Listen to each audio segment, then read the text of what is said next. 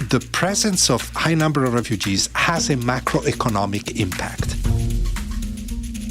Achieving global economic stability is not only about managing inflation, unemployment rates, and consumer spending. It's about understanding how those factors affect people in all kinds of circumstances. With greater economic pressures and risks, the people we work for, displaced, refugees, host communities, become more fragile, more poor in many places, and need more help. In today's program, the United Nations High Commissioner for Refugees, Filippo Grandi, joins us to discuss how strategic partnerships between humanitarians and economists will help support the millions of forcefully displaced people in the world while providing a firmer footing for an economic recovery. So you've been doing this work for many years, and you've worked in some of the most difficult places in the world. Tell me a little bit about how you came to be in this position. Yeah, it's been almost 40 years. It will be 40 years next year, in fact. And I was very young, and I started as a volunteer in Thailand. Believe it or not, that was still the Cold War, and that was a Cold War frontier, and there were refugees from Indo-Chinese countries in Thailand, and I worked as a volunteer for an NGO, and that was the beginning of it all. I would not say by chance. I think I had some wish to do international work and to do something useful for people. But it's always some intention and some luck that bring personal paths together. Opportunities. And that's how it started. And I think 40 years ago, I learned some lessons that are still useful today. So you have personally seen the number of forcefully displaced people grow over the years. What is the state of global refugees these days, and how do you explain the surge that we've seen, especially in the past decade?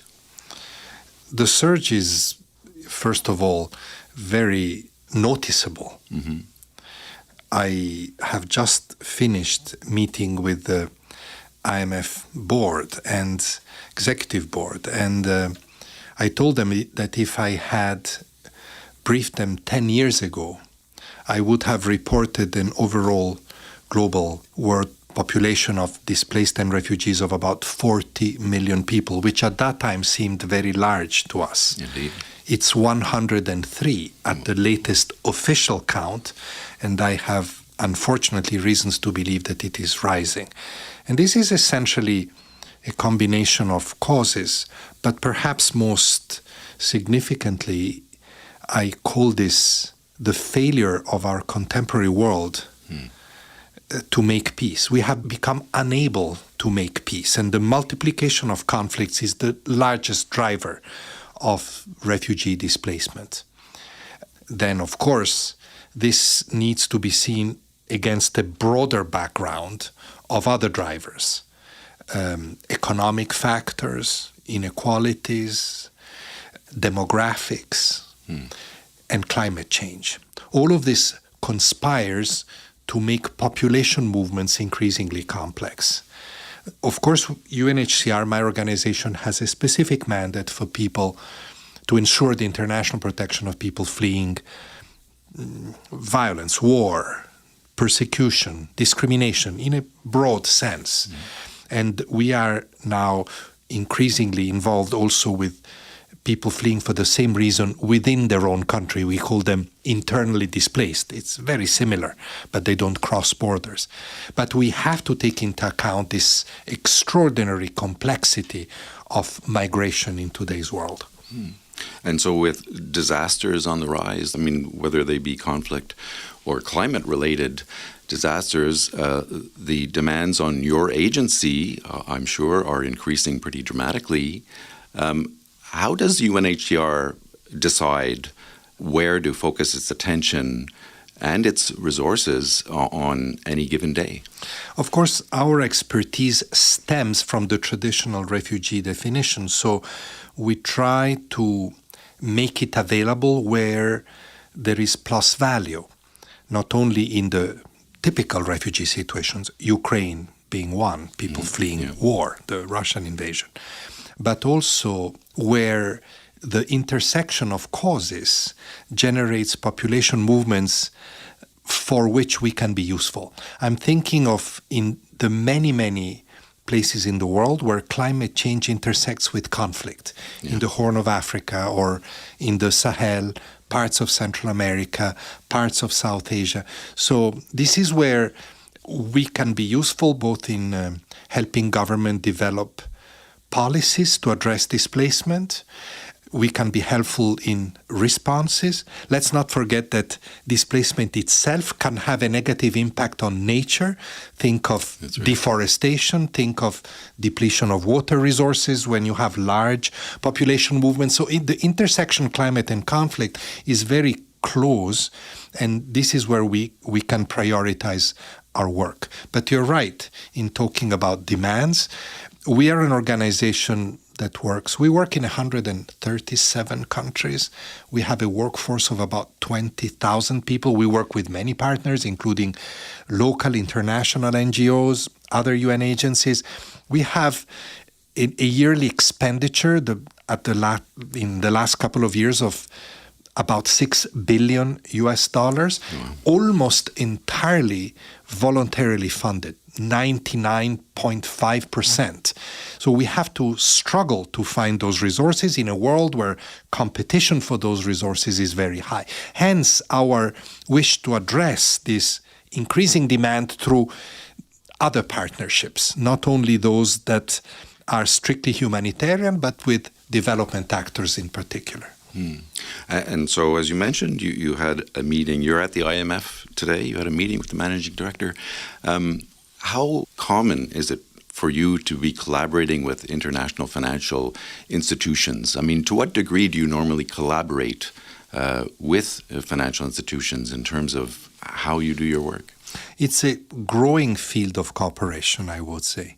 In 2018, the United Nations established 2 compacts, one on refugees and one on safe and orderly migration. These are 2 distinct issues, although often intersecting, as I said. And my organization, UNHCR, is the custodian of the Compact on Refugees. The Compact on Refugees is not a new set of norms. It is, I call it a toolbox for states in particular to address the refugee phenomenon today.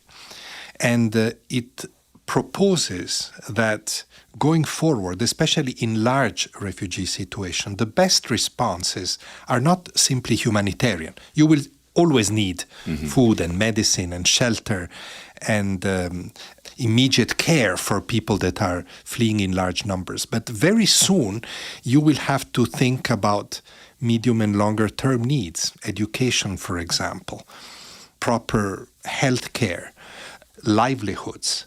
And humanitarian assistance is not particularly tailored for the long term. Hence, our drive to partner with development organizations. I think where we have made really very big, important steps forward is with the World Bank, so a nearby institution. Right. And the World Bank was visionary enough that a few years ago, it established financial instruments within the IDA system but also separately for middle-income countries to help countries hosting large numbers of refugees. And those are not financial instruments available to UNHCR. That's not the purpose. The purpose is to work in parallel with us to address issues of inclusion of refugees in education systems, for example, or in health systems, creation of economic livelihoods opportunities, support to the communities hosting refugees. So this is an extraordinary new area of work for us that has now developed. We work with different actors in the World Bank Group. We work with bilateral development agencies. We work with other regional banks. The IMF is different, of course, because of its nature, but is also growing as an important interlocutor in this effort to partner between humanitarian development organizations. And so how vulnerable are UNHCR operations to the global economic trends, like, high inflation, for example, or even banking sector stability issues that we've seen recently? Are you vulnerable to any of that? Yeah, of course. I would say in three ways. First, of course, inflation means higher cost. Remember, we run expensive operations from the security, logistical point of view in places like Afghanistan, in places like northwest Syria, like parts of the Sahel, Tigray in northern Ethiopia. The list is very long, actually, most of our operations. And so cost is rising.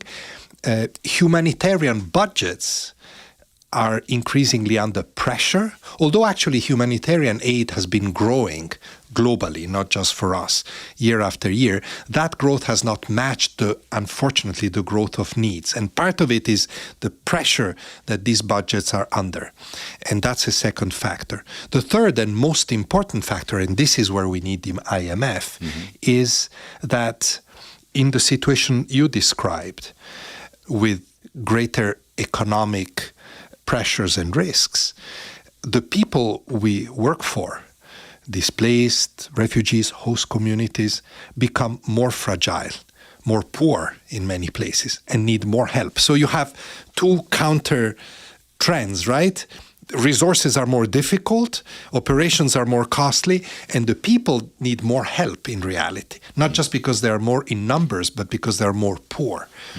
And their access to jobs, for example, becomes more difficult, especially in situations where competition is with local communities and governments are challenged in this respect. So this is where we need the IMF. We need the IMF to help us make the case for this. And what I told the board this morning is that in some cases, not everywhere, where the refugee population, for example, is very high in percentage terms, Lebanon, many countries in Africa, Colombia, and so forth, that the presence of high number of refugees has a macroeconomic impact. We need the IMF to help us make the case for that.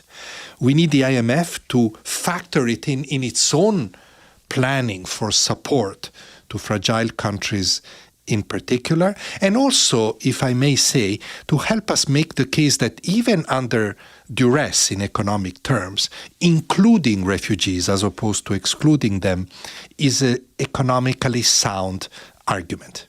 And these are complex exercises for which the IMF has capacity, has data, has brain power that can very, very usefully complement our field presence, our work, our knowledge of displaced communities. And I think that it's a marriage that can be beneficial to all. And so, when you're working in countries where it's difficult to get money into the country, like Afghanistan, where you've worked, for example, how do you work in countries where the environment is difficult in those terms? If I can enlarge a bit your question, the scope of your question. For us, of course, this can get to very, very complicated points. We deal not only with fragility of people, we deal with fragile people in fragile situations, sometimes in extremely fragile situations. For example, in countries that are controlled, or in territories that are controlled by entities not recognized by the international community, Afghanistan being a case in point. Or, in many cases, we work in countries that are under sanctions by the international community, or sometimes not multilateral but unilateral sanctions. And that makes our work more complex. The point we always make to our stakeholders, in particular donors, is that we must be there. We are not there to recognize, we're not there to endorse politically any body or any government or institution. We're there to help the people. And that means dealing with all these entities and governments, irrespective of the international politics surrounding them. Of course, we're not naive. We understand those politics, but we have to navigate. And this means, coming to your more technical point, that sometimes it is not easy to even get the cash flow that is. Right. But there are arrangements that are possible. In Afghanistan, in particular, those arrangements were made through appropriate exemptions of the sanctions regime, and that allowed us to receive sufficient amount of resources to run humanitarian operations that, once again, irrespective of the politics, are indispensable to the survival of millions of people. UN High Commissioner for Refugees, Filippo Grandi, thank you for your time here and for your important work supporting people in difficult places out there. Thank you very much for inviting me. Much appreciated.